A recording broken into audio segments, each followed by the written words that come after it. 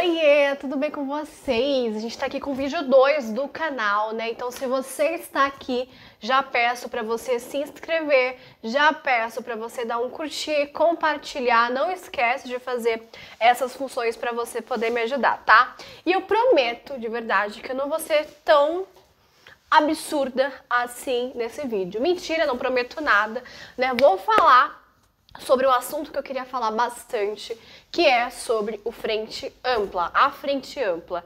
Lembrando que se você não me conhece, eu sou a historiadora radical, né? Se você gosta do Instagram, me segue lá no Instagram, @historiadora.radical, tá bom? As minhas redes estão aqui na descrição, né? E você pode me achar no Spotify, você pode me achar no TikTok, você me acha aí nas redes sociais, porque, né, eu estou nas redes sociais. Bom, chegamos aqui, né, nesse vídeo tão esperado desde o ano passado e a gente já tá aí, né, no mês de junho, então aí esperei um tempo para falar sobre isso, né, que é sobre a Frente Ampla, né? De onde que surgiu essa discussão, essa curiosidade de falar sobre Frente Ampla?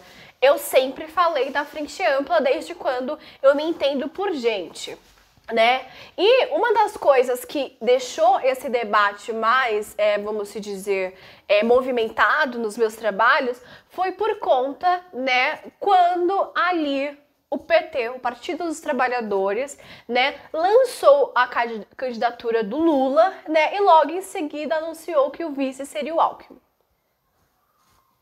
Momento de silêncio, porque essa foi a minha reação. Fiquei, nossa, como assim foi o Alckmin, né? Pensando que eu fui secundarista, fui da luta secundarista daqui de São Paulo, né? E quando eu estava ali ocupando escolas, participando de manifestações, tanto no centro de São Paulo quanto nas periferias de São Paulo, né? Porque a minha escola era do sul, do extremo sul, era o Alckmin que estava governando São Paulo, né? E ele basicamente dava permissão para a polícia bater em estudantes. Então, quando o Lula lançou essa chapa, né, e a defesa da Frente Ampla, que, né, está aí já faz um tempo na história do Brasil, eu fiquei, meu Deus, olha, agora sim, né, a gente não tem para onde correr, porque basicamente as pessoas vão defender a Frente Ampla. As pessoas vão defender essa candidatura, por quê? Porque é melhor o Lula do que Bolsonaro, né? Aí pensando nisso, eu falei, preciso falar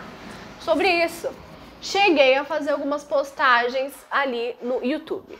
Desculpa, no Instagram, né? Só que assim, algumas postagens caíram, recebi milhares, assim, vários ataques, né? Falando que não era o momento, falando que deveríamos, de alguma forma, né, deixar o Bolsonaro ser derrotado nas urnas, coisa que eu também não acredito. E coisa que eu acredito que é algo muito da Frente Ampla. Esse discurso de concentrar, né, as discussões apenas no teor político e fazer com que os partidos, que as organizações, com que os sindicatos, enfim, que os indivíduos ali envolvidos com a política vigente, né, não se voltem para uma coisa, que é o quê? Trabalho de base. Então, crítica número 1, eu acho que essa desculpa de você estar envolvido numa frente ampla acaba tirando a responsabilidade, principalmente dos partidos que são vistos como esquerda, né, de fazer seus trabalhos de base, de voltar as suas atitudes para o trabalho de base, tá bom? Então, assim, isso é uma coisa que eu tenho para mim de forma muito clara, né? Ou seja, o que eu quero dizer com isso? Quando você é uma frente ampla, sei lá, põe o Alckmin ali como vice, né, e não à toa ele é vice do Brasil atualmente, né, você simplesmente usa uma desculpa que a galera de esquerda, pequena burguesia, que a galera de esquerda da grande burguesia, que é progressista, fala assim, mas pelo menos, né, ele pode mudar. Mas pelo menos ele deve estar com outras considerações políticas. Então, o problema da Frente Ampla é que muitas vezes ele começa com um objetivo, que no caso do Brasil nesses últimos anos foi derrubar o Bolsonaro, né? Mas ao decorrer dessas alianças, como essas alianças vão sendo formadas, como elas vão negociando, vão discutindo, como elas vão montando estratégias, se articulando, tendo táticas, essa política ela pode mudar, pode ser que tenha uma nova política. E aí a gente tem esses discursos, que é os discursos de melhor um Alckmin do que um Bolsonaro, né? Ou seja, a gente acaba, através da Frente Ampla, eliminando todo o histórico de opressão que aquele indivíduo, que aquele partido, né, fez ao longo da história. Então, assim, ao meu ver, o Alckmin foi algo assim, tá? E há quem goste de ter ele ali, mas eu acho muito perigoso quando a gente tem uma pequena burguesia progressista que simplesmente vai ter um discurso dominante sobre isso, porque eles têm influências também, né, políticas, enfim, negócios, né? E aí, basicamente, volta ali a discussão para o campo político e a esquerda esquece do trabalho de base. Vamos falar assim, algo que eu escutei bastante também, né? Age, mas você tá viajando, né? Porque a gente precisa derrubar o Bolsonaro. A gente tem que tirar o Bolsonaro do poder. Por que você tá criticando agora? Não é hora de falar. E aí eu ficava, olha que interessante, né? As pessoas que nunca se organizavam e não vão se organizar, por exemplo, você vai em manifestação na periferia quando acontece alguma morte na periferia? Não. Né? Você vai basicamente se juntar para organizar e fazer trabalho de base na periferia? Não, mas é interessante ter o Alckmin ali. Por quê? Porque é uma representatividade da pequena burguesia, dessa ideia do estou me desconstruindo, estou mudando. Então a Frente Ampla, né, ele nasce com esse discurso de derrubar o Bolsonaro, mas ele esquece do principal, trabalho de base. Se não tem trabalho de base, não significa que os nossos objetivos vão ser, né, alcançados. Mas a Frente Ampla tem objetivos comuns. Tem mesmo, mas quais são? Educar a base? Não, porque se educar a base é possível de ir numa revolução e não dar certo para a Frente Ampla. Lembrando que a Frente Ampla ela pode ter progressistas, liberais, né? Pode ter também alguns conservadores. São pessoas que não concordam com uma extrema-direita ou com alguma direita ali 100%.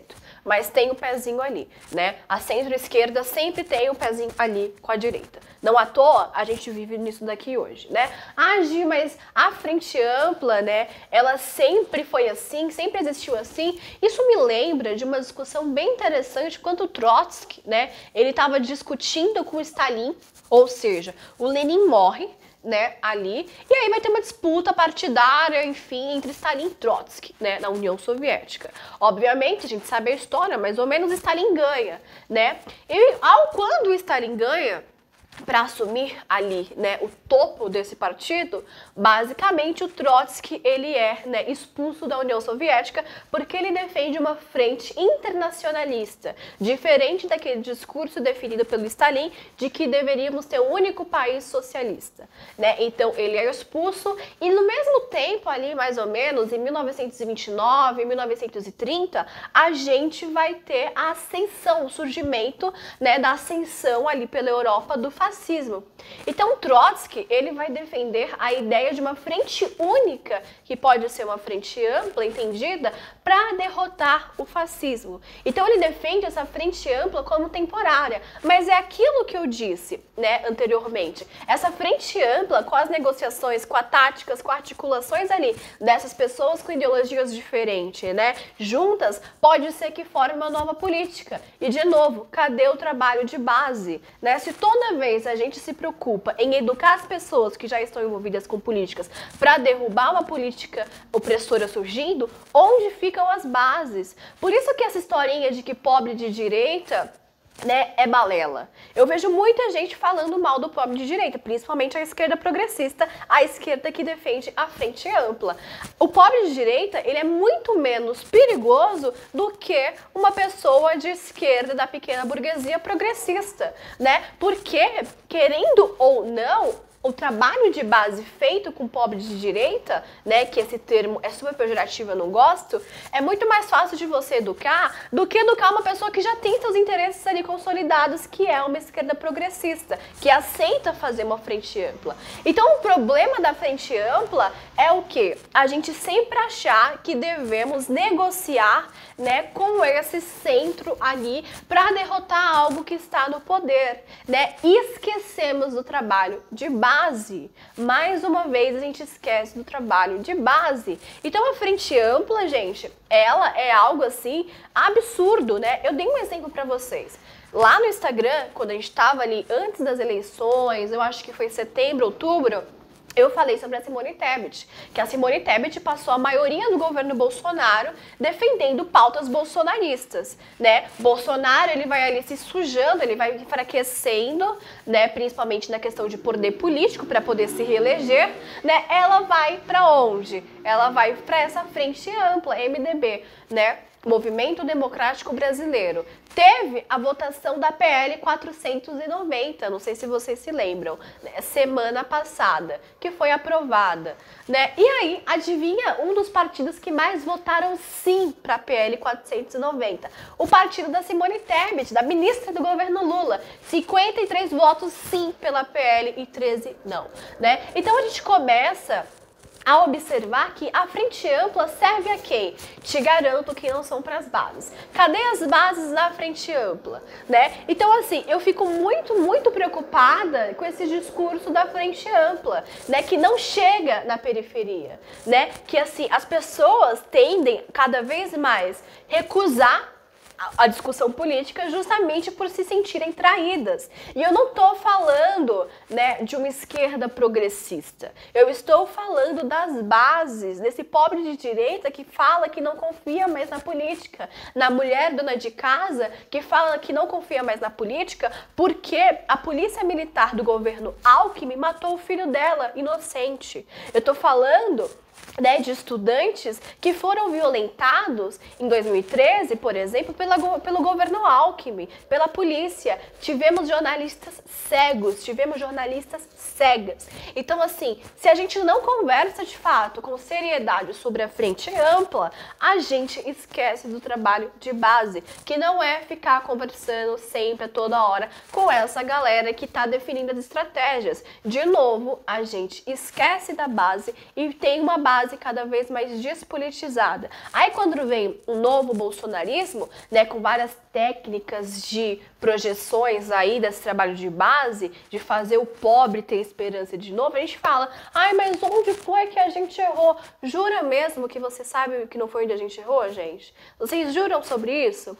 Né? Ai, gente, mas está falando de uma esquerda, de partidos. As feministas também fazem conciliações. Sim, não à toa, eu tenho uma temporada do podcast falando só sobre mulheres que negociam com o patriarcado. Ela fechou essa temporada semana passada. Então vocês podem, né, ir aí no agregador de podcast que você escuta, procurar por Historiadora Radical e vocês vão ver que eu também falo disso, né? Então aqui eu tô trazendo um outro assunto. Não venha querer me deslegitimizar, né? Porque, ai, por que você não fala das feministas? Vou falar. Andrea Dworkin, por exemplo, quando ela vai falar da questão da antipornografia nos Estados Unidos do século passado, né?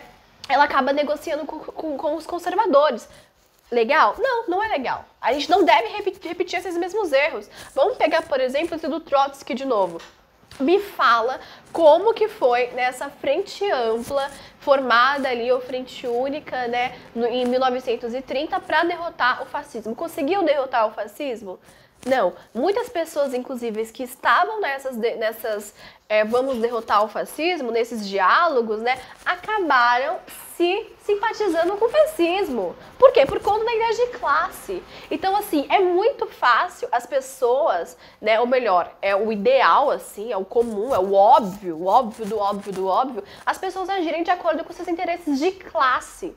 Então, assim, é óbvio que é muito mais fácil a gente dialogar com um pobre de direita do que uma burguesia progressista. Porque a burguesia progressista, eles não vão querer perder, né, mão desse poder, por mais que seja um pequeno poder. E a frente ampla é sobre isso, né? É sobre manter o poder na mão dessa pequena burguesia, desses falsos progressistas, né? Ou até mesmo verdadeiros progressistas, porque existe uma discussão por aí.